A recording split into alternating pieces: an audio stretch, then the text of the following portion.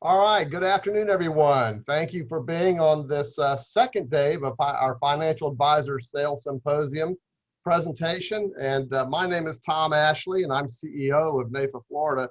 And it's a delight to have all of you with us today. I think you're in for a real treat.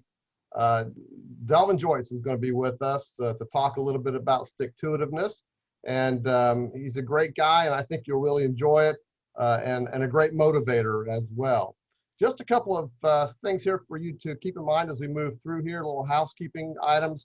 Number one, if you have any questions for Delvin as we move through the presentation today, please enter them in the chat feature. I'll monitor that chat feature, and if I can answer the questions, I will. If not, we'll pass them along to Delvin. Delvin, I'll probably either interrupt you or wait for a nice pause to get a hold of you with those questions as we move through. The other thing is, please make sure you keep your microphones muted.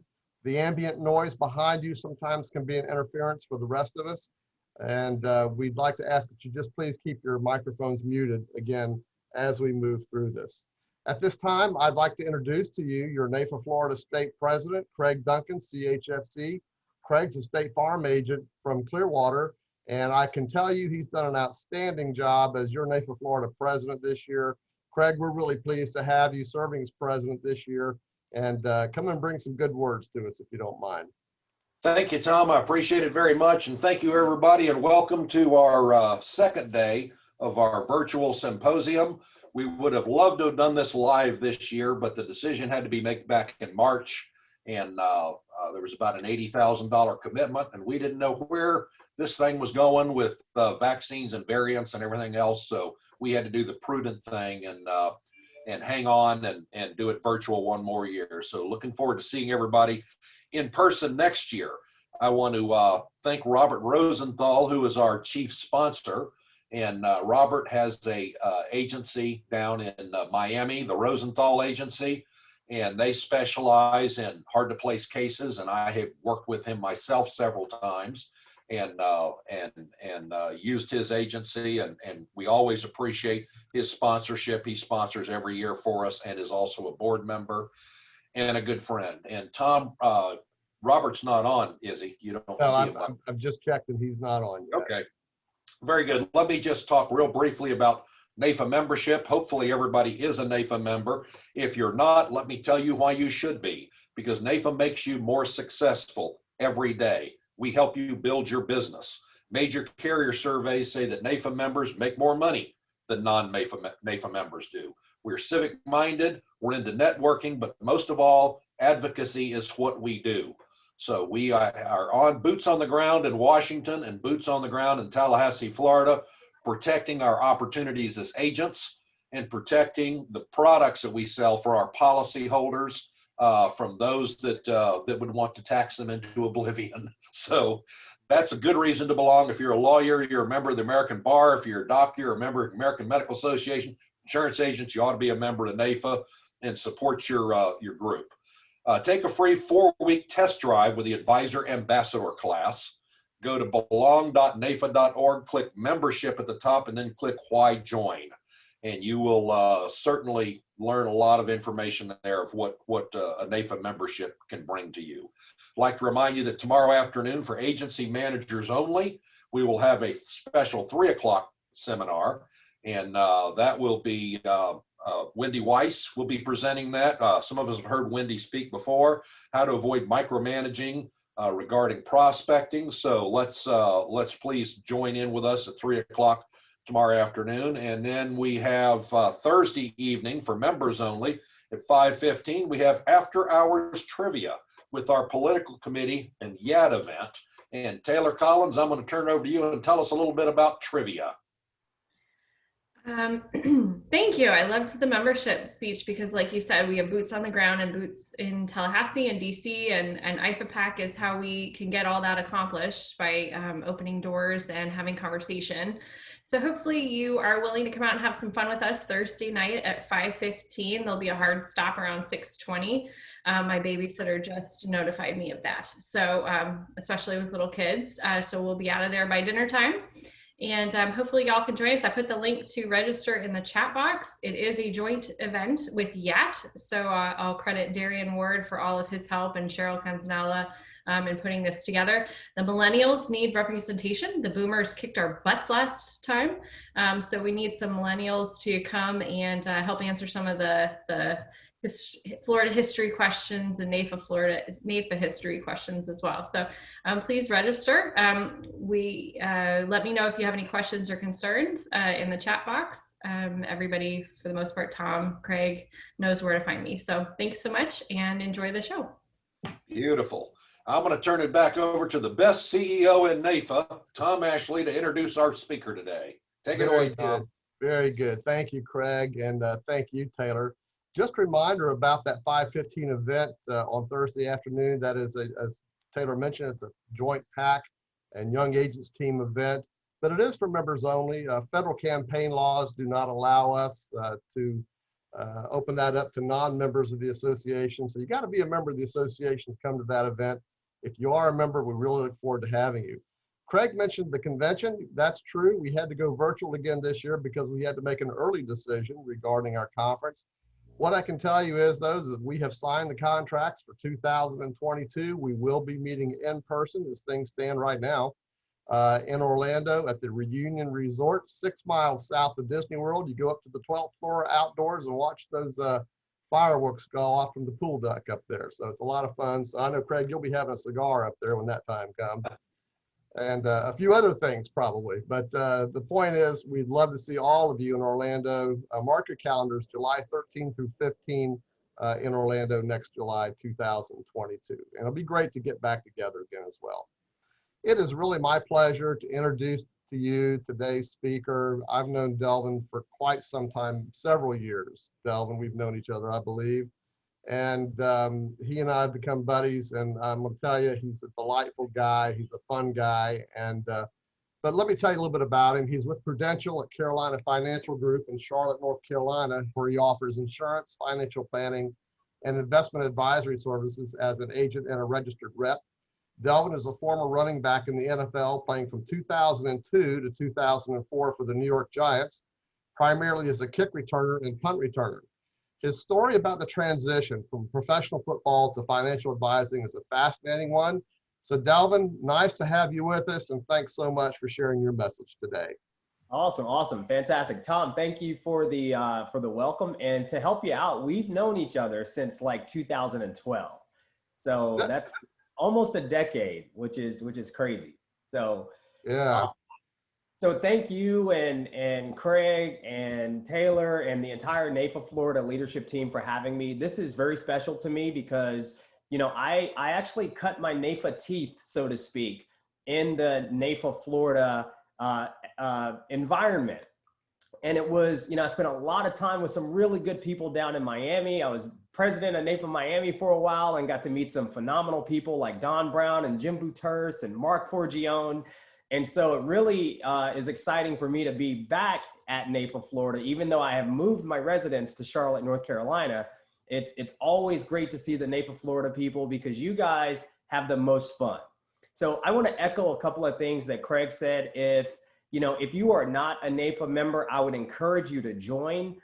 If you are a NAIFA member, I would encourage you to take your membership to the next level and really get involved and get on the leadership team and work with the PAC and, you know, go to all the conferences and events, because I can tell you, I got NAIFA religion working with NAIFA Miami, going to my first congressional conference, sitting in an office with a congressperson and listening to Don Brown explain to her why life insurance was so important to not only her constituents, but to our country. And it was a light bulb moment for her, but it was also a light bulb moment for me that if we don't go out and educate our Congress people about why our industry is important, then they will make decisions without that education. So join NAIFA, and I am excited right now to talk about something else today. And if you've known me, you know that this is my favorite word in the English language, and it is stick-to-itiveness. Now, keep your phones on mute, but try to say that a couple of times really quickly. Stick-to-itiveness. And while it's a hard word to say, for me, it really just means finding yes when the world tells you no. And so we're going to talk about that today. Now, before we get into the presentation, NAFA Florida, I need your help. Now, as Tom said in my bio, I did play professional football with everyone's favorite New York Football Giants. And I know you guys are in Florida, and I know the Bucks won a Super Bowl last year, but I'm sure we still have a lot of Giants fans down there, right? Now, before you get too excited, though, I was not a star on the Giants by any means. However, because I happened to look like one of the stars on the team at the time, a lot of people, a lot of our fans thought I was this guy, Tiki Barber, right? And, you know, it was great because Tiki would play the entire game, score touchdowns, jump over people, do all these fantastic things. And then after the game, he would sneak out of the back of the stadium. And then I would walk out of the front of the stadium, and all the fans would walk up to me thinking I was Tiki. So I got to live the life of an NFL celebrity. I got to sign autographs and kiss babies and do all those great things. Now, because a lot of you are in the Tampa area, you guys know that Tiki already has a twin brother named Rondé Barber, who played for the Buccaneers. So I guess that technically makes us triplets, right? All right. So I need a favor, NAFA Florida. This is the only thing I'm going to ask you today. But if you ever see Tiki Barber in an airport, or even Rondé in an airport or wherever, I need you to walk up to them and say, hey, has anyone ever told you look like DelvinJoyce? If you do that for me, I'll love you forever. All right. So let's talk about the word no. A word that has had an undeniable impact on all of us. And it is my experience that, you know, no one who's ever accomplished anything important in life has been comfortable with the word no, right? Now, our experience with the word no starts at a very young age because it's one of the words that we first learned because our parents used it most often to try to protect us. It's estimated that the average 2-year-old hears the word no, are you ready for this? About 200 times a day.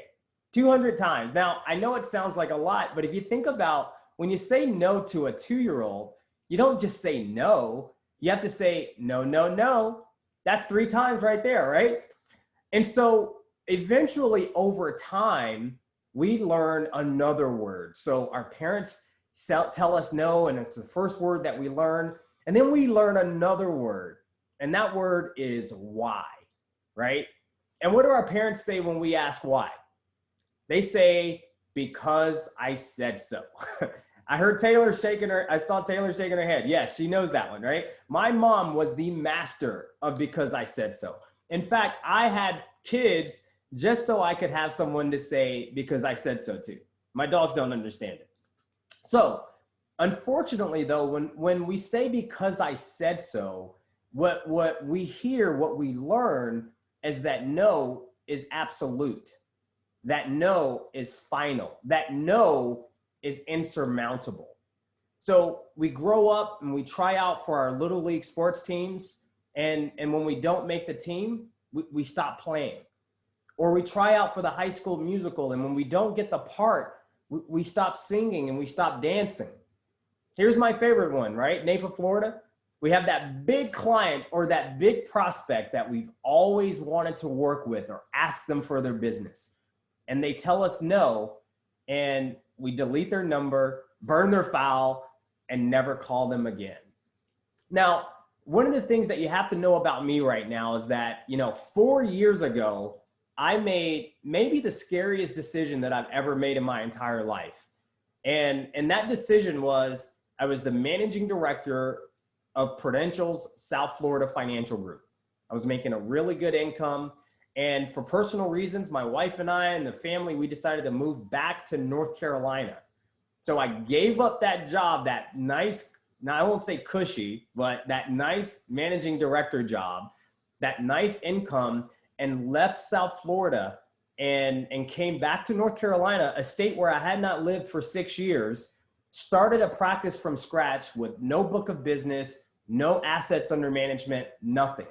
So I want you to know that as I'm having this conversation with you today, I am talking to myself as much as I am talking to you, because you know, I had to start from scratch, and I heard this word no a lot. Now, here's the thing.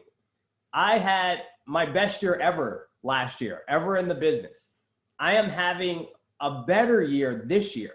And I'm not having a great year because, you know, a bunch of people this year are telling me yes. I'm having a great year because so many people over the last 3 to 4 years have told me no. Because I understand that every no plants a seed for a future yes. When I was managing director in South Florida, there were many people that we hired into the firm who 6 months, a year later, quit the business, gave up on their dream. And you know what? The number one reason why people quit our firm, you know, what was the number one reason? They ran out of people to talk to. Now, let's do the math. You guys are in Florida. Metro South Florida has about 6 million people, right? They didn't run out of people to talk to. They ran out of people they thought would tell them yes. All right. And so our conversation today is going to center around this word no and how to turn that into yes by using stick-to-itiveness. Now, I also want to give you guys some book recommendations. And this book, Never Split the Difference. If you have not read this, I would highly recommend it. It's written by a guy named Chris Voss, who is a former FBI hostage negotiator.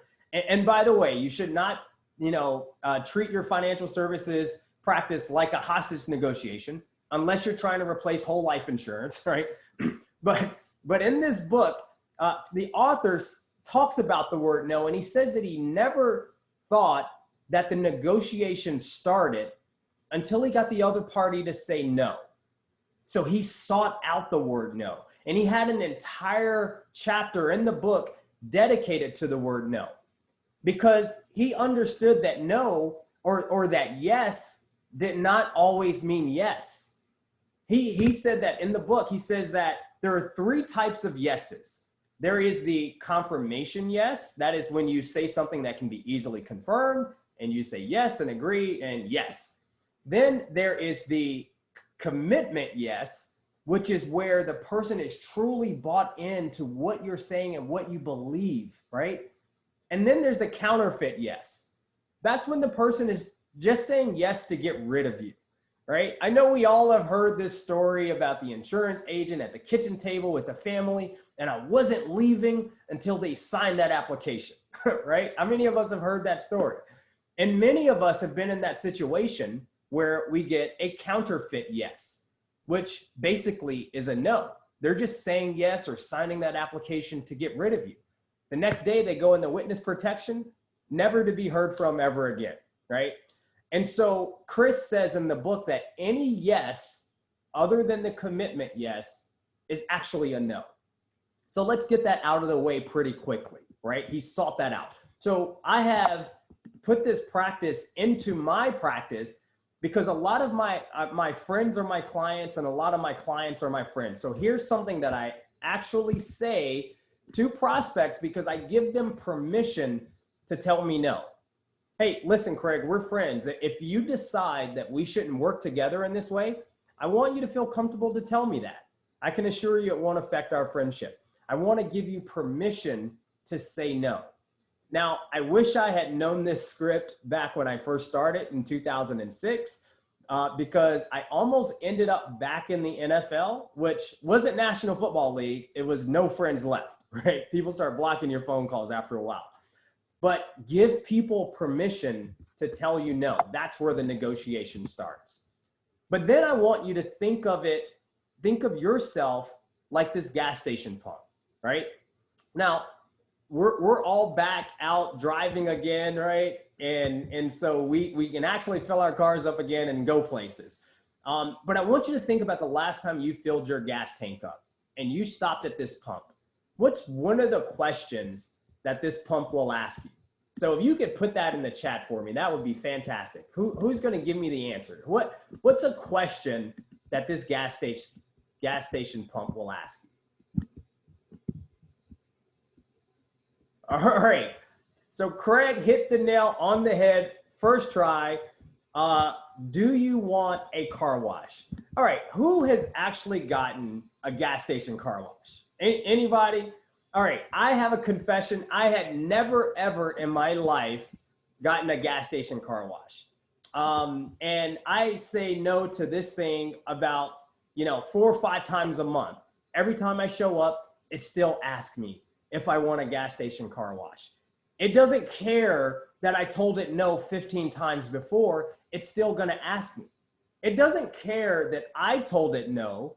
The next person that drives up, it's still going to ask them if they want a gas station car wash. Now, I have this thing that, pain will determine the pace.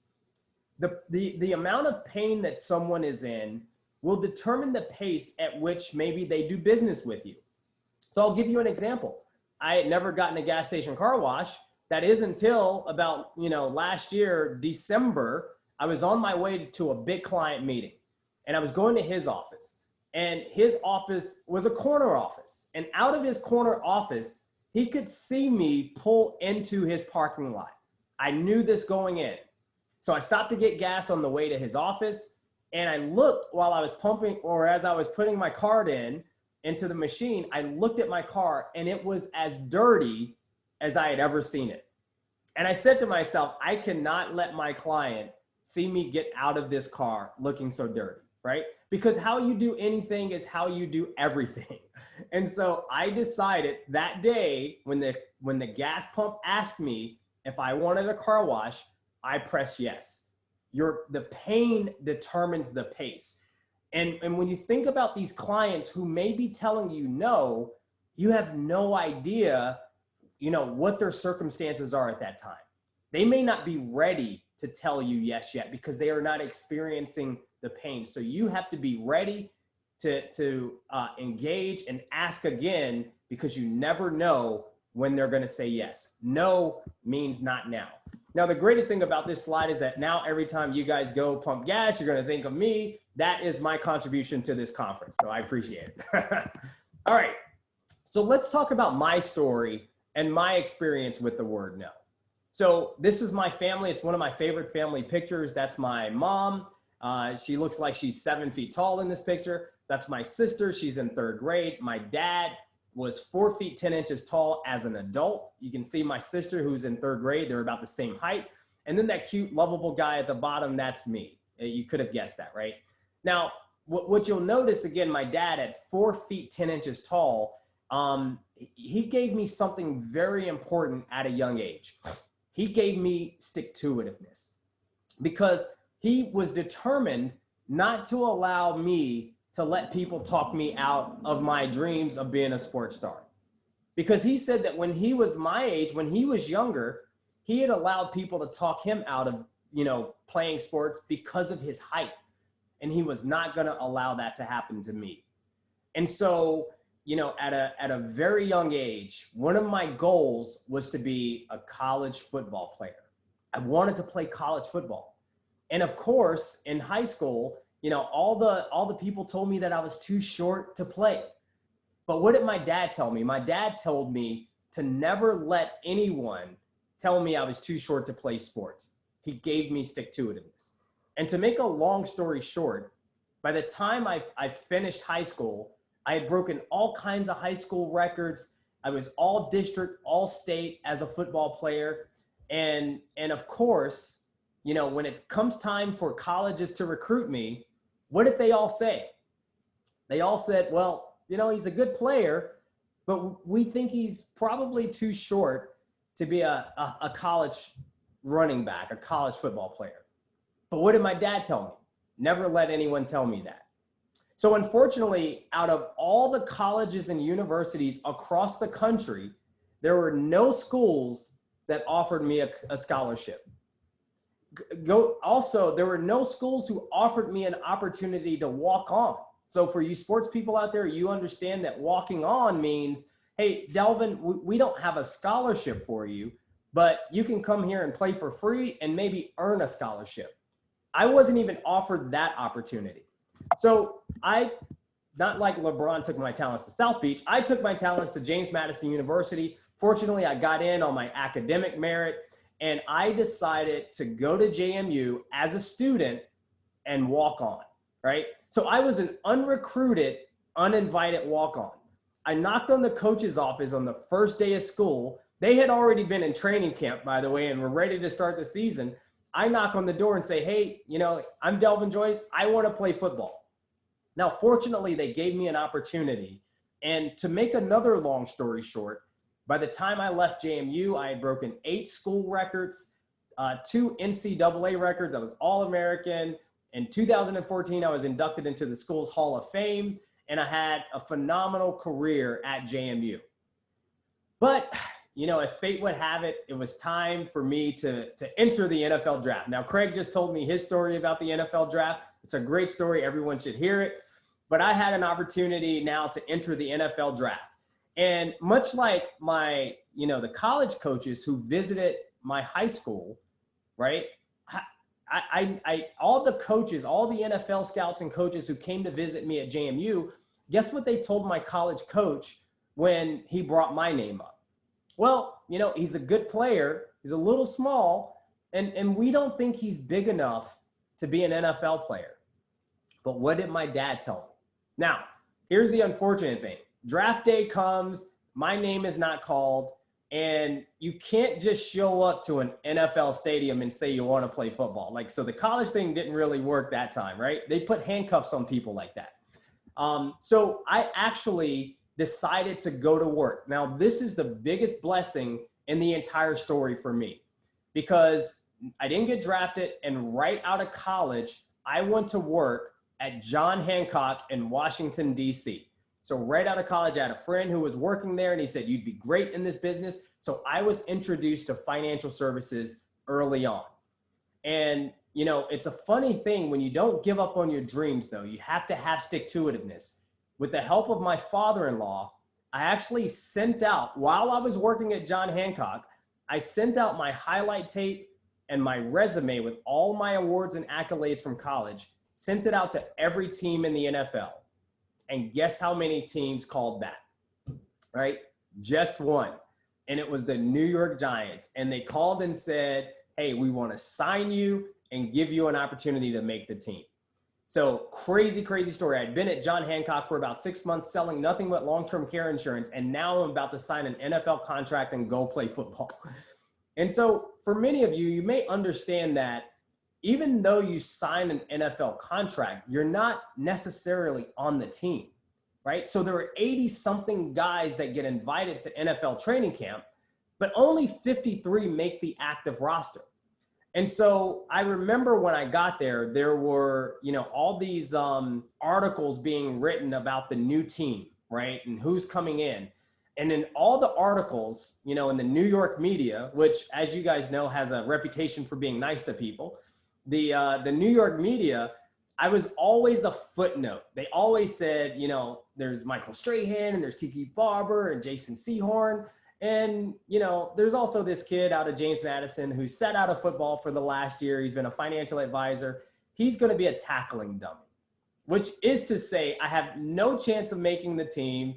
I was just going to be a tackling dummy, and they just needed to bring some people into camp. And I'm so proud of that, because a year later, I was on the front page of the sports section of every major New York newspaper. And I say that not to say how great I am, but to say that if just go back in my story, if I had not shown stick-to-itiveness right out of high school, I would have never even gone to college and played football. And if I hadn't shown stick-to-itiveness after every NFL team in the country told me no, I would have never had an NFL career. And so there are some lessons that I learned through that journey that I want to share with you today, because I use those lessons to make a transition into financial services and be successful here. So the very first lesson is this idea of know, like, and trust. People do business with people that they know, like, and trust.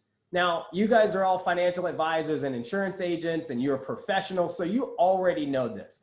What's great is I do this presentation a lot for college kids, and it's the first time they've ever heard that. And they all think I'm like a genius because I made it up, right? But you guys know this. People do business with people they know, like, and trust. Now, I think about my experience with the Giants. Here's where I learned this. There was another guy who came to training camp my rookie year, who was bigger than me. He was faster than me. He was stronger than me. Truth be told, he was probably a better running back than me. But I made the team over him for one simple reason, because the coaches did not trust that they could put him in the game and he would go where he was supposed to go. He had troubles learning the playbook.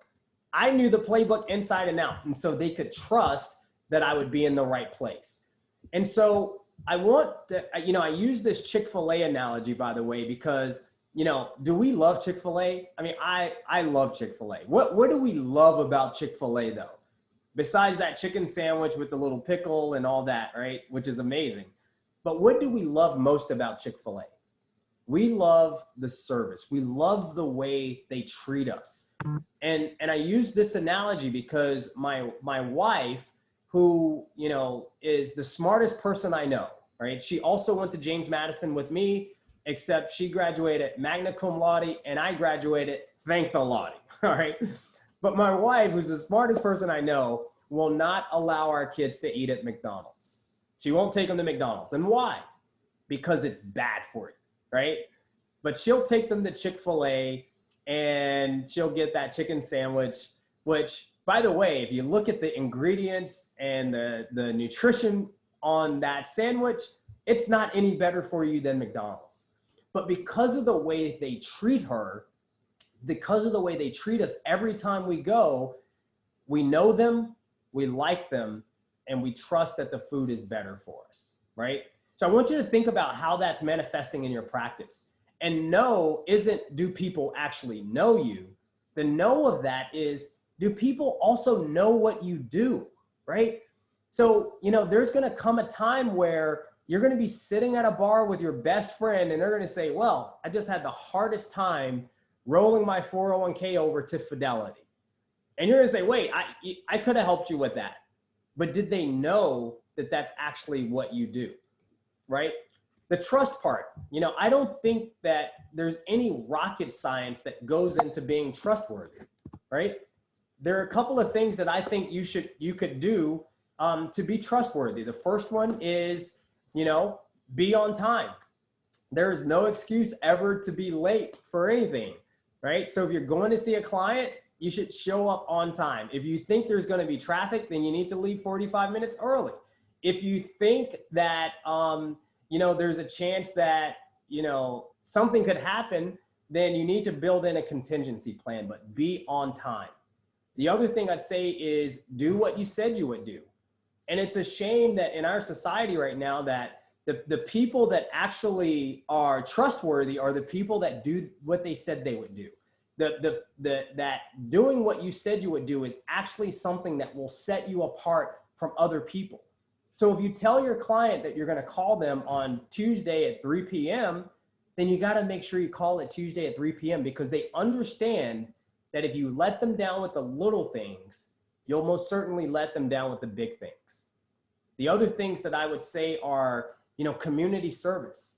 People don't care how much you know until they know how much you care. And I know that's a cliche, but, doing community service, not because you want to get clients or business, you do the community service because you want to help your community. Now, coincidentally, as a part of that, you are going to get business, right? So do community service. And then the last thing I would say is social media. I have been able to build a lot of trust within the communities that I serve through social media.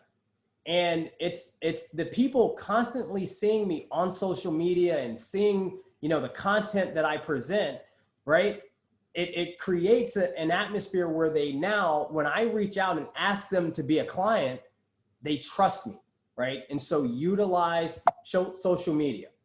The challenge that most of us have, though, is that, even after we get people to know us, like us, and trust us, right, we have a hard time making that transition.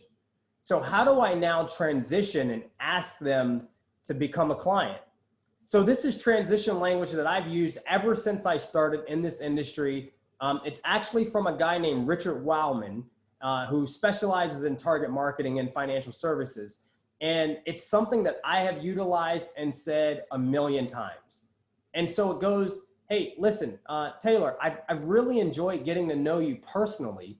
I'd like the opportunity to introduce myself to you professionally and show you the scope of the work I do for my clients. It's a really easy transition, right? Hey, I really enjoyed getting to know you at my daughter's Girl Scouts, right? Meetings. I'd like the opportunity to introduce myself to you professionally. You can even add an apology there, right? It's something that I've also done. Hey, Tom, you know, I have to apologize to you. We've known each other for years, and I just realized I've never even given you a professional introduction. Let me know if you'd be open to sitting down maybe over a cup of coffee. I'll show you the scope of the work that I do for my clients, and maybe I could be a resource for you, right? So make the transition. The other one is that a lot of you may have some close relationships. And if you're new in the business, you're probably going through that natural market, right? Where you're talking to your aunt and your uncle and your best friend from college, or people that you have not seen in years. And so from a close relationship standpoint, this is a script that I've used a million times. And by the way, I learned this script at a NAFA Miami meeting. We had a speaker who came in one day, and I was struggling with something, and they actually helped me with this, and the light bulb went off, right? And so, you know, Craig, our relationship means more to me than any sort of business we could ever do together. But I wanted to let you know, if I could ever help you, my door is always open.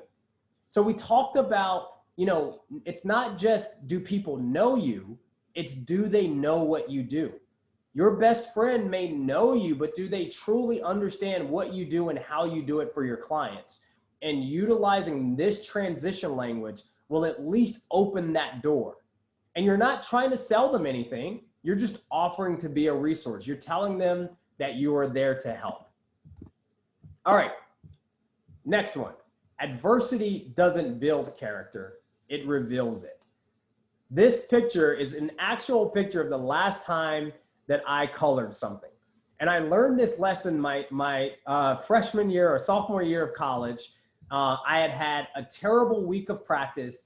I had an even worse game that Saturday, and I was down in the dumps. And I don't know who it was or why they gave it to me, but someone gave me this picture, and I took it back to my dorm room. I pulled out some colored pencils and magic marker and actually colored it, right? Look how well I stayed between the lines. Pretty good, right?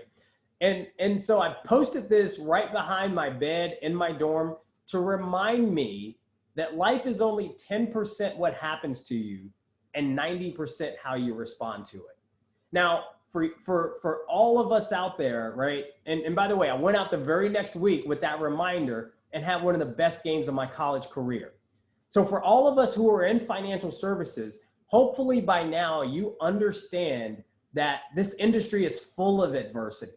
And the hard part about adversity in financial services is that if you are having adversity, that also probably means you're having some financial adversity. And there is no adversity like financial adversity, right? And so, you know, I would tell you that the challenge that we all have is that we sort of look at our successful people in our business, and our assumption is what? That they've always been successful. We look at successful people in life in general, and our assumption is that they've always been successful. We look at Jeff Bezos and it's like, oh, he's the richest man in the world or whatever. Well, he hasn't always been the richest man in the world, right? The successful people that you know in your firm or in your agency, they haven't always been there. They have experienced adversity. And it is what you do with that adversity that will define who you are and what you are in this business. Now, there are a couple of things that I believe that you can do to overcome the adversity. The very first thing is that you should hang around smart, successful people. But that's not human nature, right? Human nature is that if I am down in the dumps, I want to have a pity party with somebody else that's also going to be down in the dumps with me, right? I don't want that successful person to challenge me or, you know, what happened. So for instance, if I hate underwriting because I just got a big case decline, I'm going to go to Tom over in the corner by the water cooler because he also hates underwriting. and we're just going to commiserate in our hate of credentials underwriting, for instance, right? I'm not going to go to Craig's office because Craig is successful. And Craig may actually challenge me on, maybe my field underwriting tactics. And that's not going to feel so good, right? So the very first thing is hang with smart, successful people, right? Positive people. The other thing is that when the going gets tough, the tough get going. And so one of the ways that I've always been able to overcome adversity is through hard work. And I know that there are people out there that will say, well, you got to work smart and all those things. And I personally believe, and this may not jive with your belief system, but I personally believe that the work smarter crowd, right? The people who write all these books about working smarter, those are people who used a bunch of hard work to get where they are to have the right to write a book about working smarter. And so I believe that you should work hard, right? When the going gets tough, the tough gets going.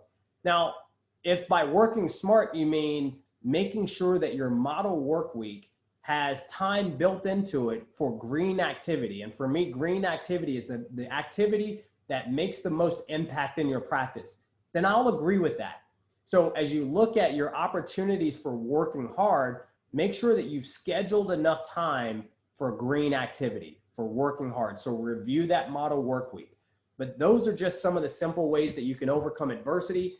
And the last thing that I would say is that, the person that you talk to the most, it's not your mom, it's not dad, it's not your wife or your husband, it is yourself. So I want you to think about those things that you are telling yourself about your opportunity to be successful, right? And if you're not having positive conversations with yourself, then you can never overcome adversity. So start with you. All right. So this is a great one for me. This is, a great quote that I learned, my rookie year in the NFL, right? And it's amateurs practice until they get it right. Professionals practice until they can't get it wrong. I'm going to say that again because I love it so much. Amateurs practice until they get it right. Professionals practice until they can't get it wrong. And, the biggest difference, a lot of people will ask me, what is the biggest difference between college football and NFL football? Well, the biggest difference was the way we practiced. In college, we practiced for 2 or 3 hours a day. We'd run 100 plays during that practice. And then on Saturday, we'd probably run 10 of those plays, right? In the NFL, we practiced for an hour and a half. And we only practiced maybe 10 plays for the whole week. Now, we might run those plays out of different formations, but we knew those 10 plays inside and out because we practiced them until we couldn't get them wrong, right? It was a different mentality. And I don't know if anyone has seen the movie Free Solo. It's a really exciting movie. If you have not seen it, this is a picture from that movie. The guy that you see staring at that mountain or that rock is a guy named Alex Honnold, who decided to climb that rock, which is known as El Capitan, in Yosemite National Park, which I'm going to next week. So I'm really excited about that. But he decided to climb this rock without any ropes. And they made a documentary about it.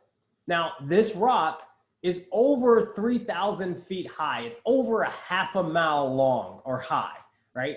Who would ever sign up to do that, right? It's crazy. He wanted to climb it without ropes.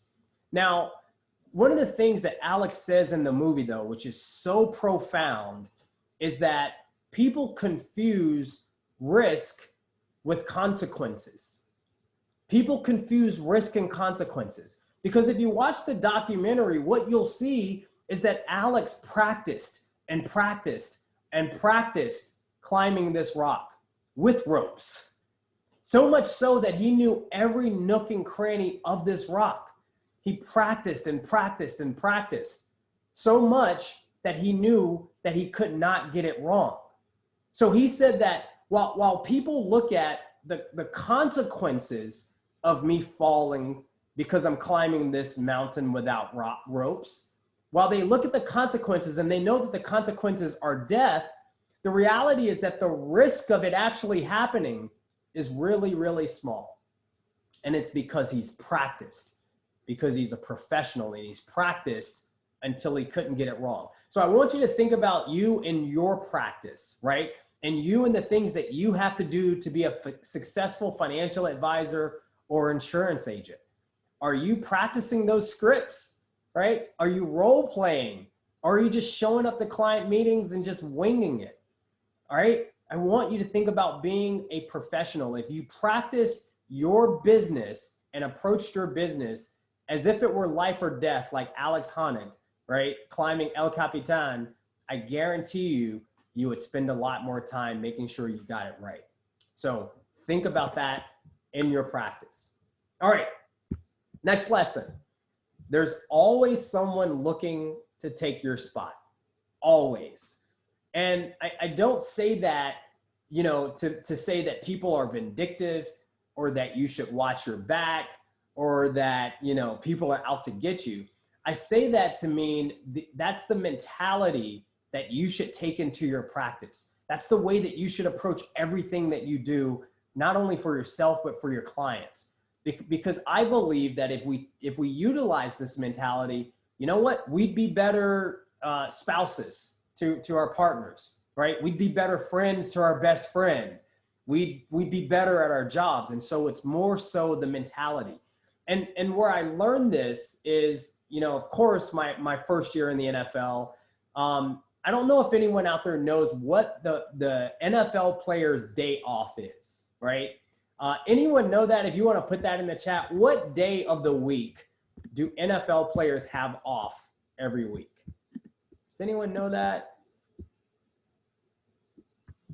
Anyone? Come on. You only got 7 choices. There we go. Craig Duncan again. All right. Tuesday. So NFL players are off on Tuesday, which is why, you know, some of the crazy stuff goes down on Monday night. So if you've ever been like, hey, why do these guys get in trouble on Monday nights? It's because the day off is Tuesday and Monday's like Saturday night. But NFL day off is Tuesday. Now, while the players are off, guess what the organization is doing? Guess what the team is doing? They're flying players in. Every Tuesday, they are flying players in and they are trying out players, right? And they're looking for someone to take your spot. My rookie year, I had worked myself up to become the team's starting kick and punt returner.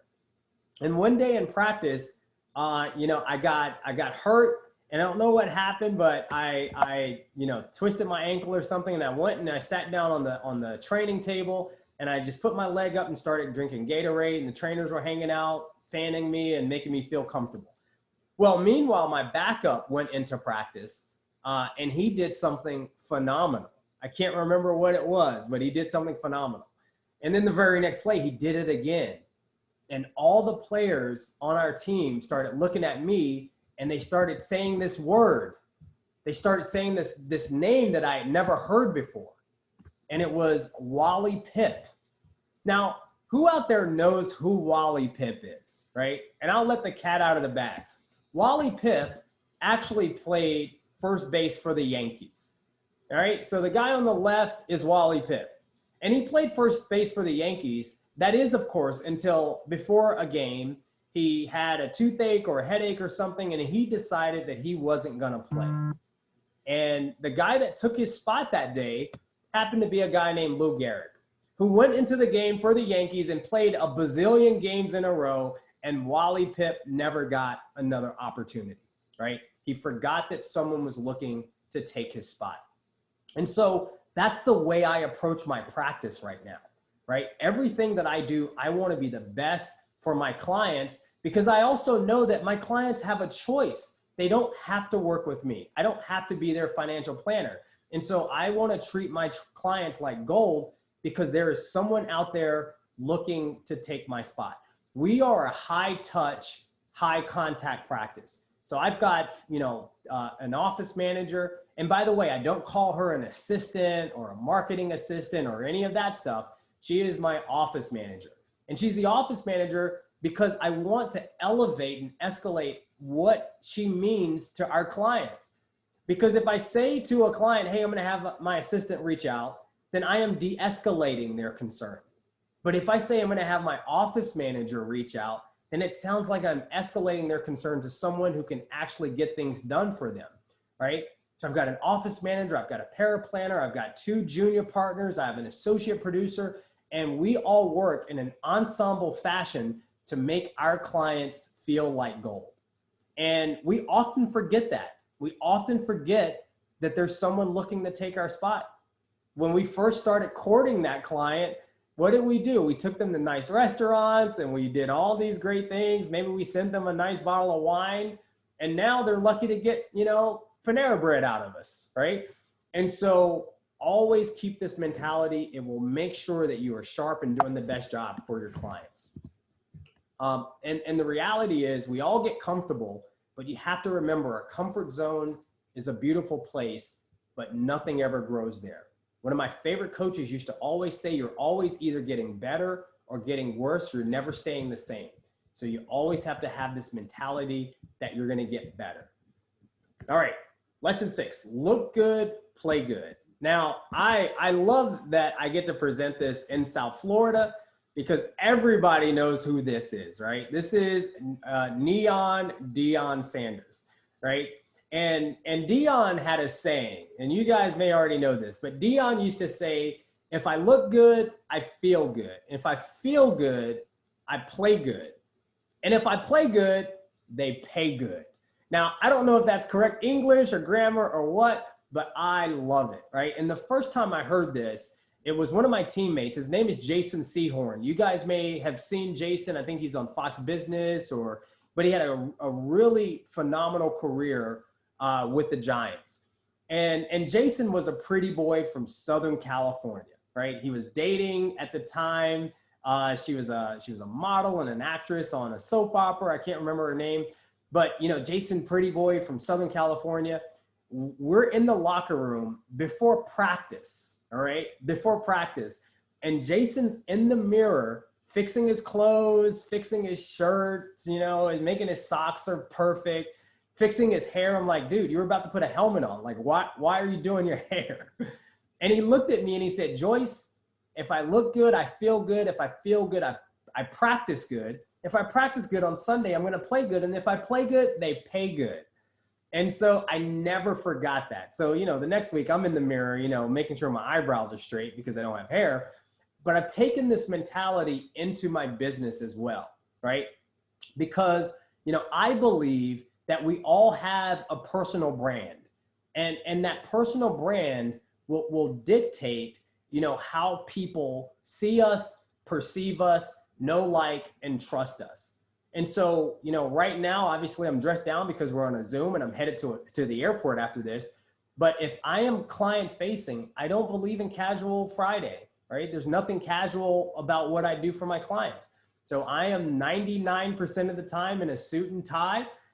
Maybe it's casual if I take the pocket square out, but I do those things because those are the things that make me present my best self. Those are the things that are going to give me the greatest confidence. So I'm not saying that you need to wear a suit and a tie or whatever it is every time you meet with a client. What I am saying is that you need to make sure that you are always presenting your best self, right? Whatever that is, make sure you're presenting your best self. Because the reality is, you know, you have less than 1/10 of a second to make a great impression on a client. And less than 1/10 of a second, that client is going to make, you know, a judgment about how good of a financial advisor or insurance agent you are before you open your mouth. They're going to make that judgment not based on anything that you're going to say or your resume or anything of that matter, right? They're going to make that judgment based 100% on what they see. Do I think that's fair? Absolutely not, but it is the reality. So my best advice is to make sure that you're always putting forth your best self. All right. All right. Last lesson. And I love this one. It's burn the boats. Many of you may have been at NAFA Orlando Performance Plus Purpose Conference the last time we were all together. And I told this story and I got to talk about what burn the boats means to me.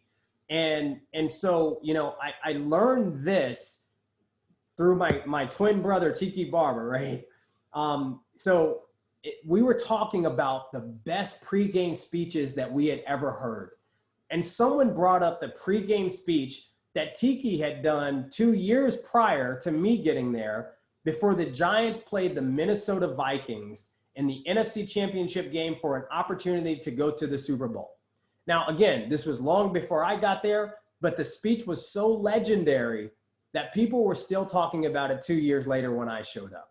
And as the story goes, Tiki explained to the team in the locker room before the game how when Vikings, again, because they were playing the Vikings, because when Vikings, before they would invade another fleet of ships or invade an island, they would burn their own ships. And why would they burn their ships? He said they burned their ships in order to send a message that failure was not an option, that it was no retreat, no surrender, right?